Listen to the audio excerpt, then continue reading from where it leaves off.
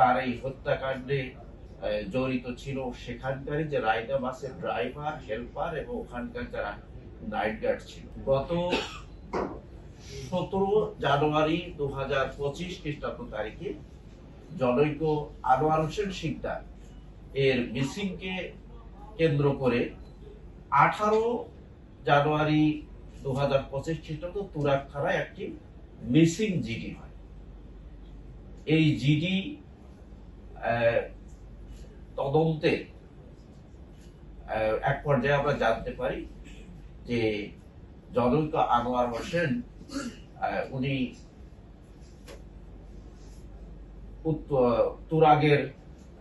তুরাগের metro গোল চত্বর সংলগ্ন যে ডেস্কো অফিস রয়েছে, সেই ডেস্কো অফিসের পূর্ব পাশে রায়দা বাসের যে ডিপো, সেখানে তিনি হত্যা হয়েছে এবং তার এই হত্যাকাণ্ডে জড়িত ছিল সেখানকারই যে রায়দা বাসের ড্রাইভার, হেল্পার এবং ওখানকার যারা নাইট গার্ড ছিল।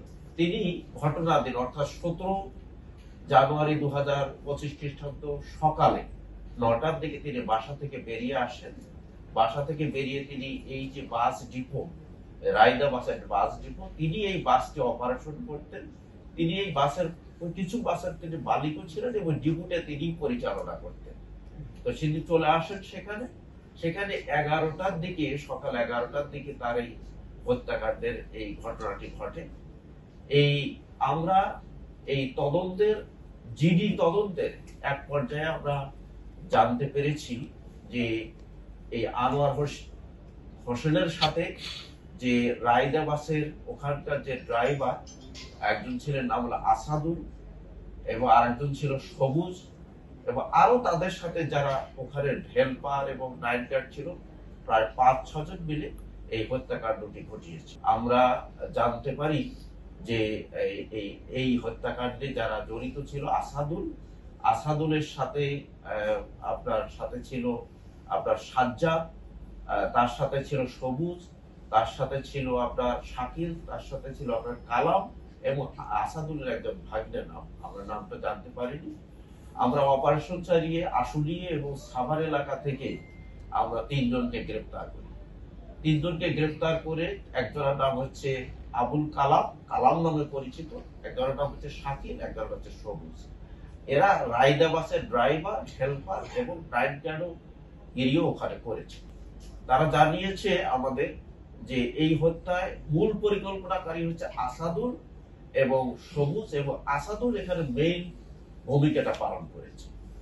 তো এই ঘটনাটি ঘটেছে কিভাবে আমরা তাদেরকে জিজ্ঞাসাবাদে জানতে পেরেছি যে ঘটনাটি ঘটেছে যে জনৈক আনোয়ার হোসেন তিনি এই রায়দা বাসকে ক্রয় বিক্রয় এবং অর্থ দেনা পাওনা নিয়ে তাদের মধ্যে বিরোধ হয়।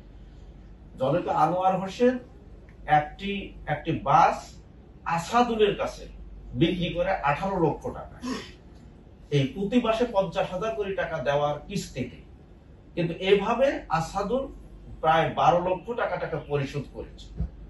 শেষ পর্যায়ে এসে জনৈক আনোয়ার হোসেন, যিনি হত্যাকাণ্ডের শিকার হয়েছে, আনোয়ার হোসেন শিকদার, তিনি একটা ডেডলাইন দিয়েছেন যে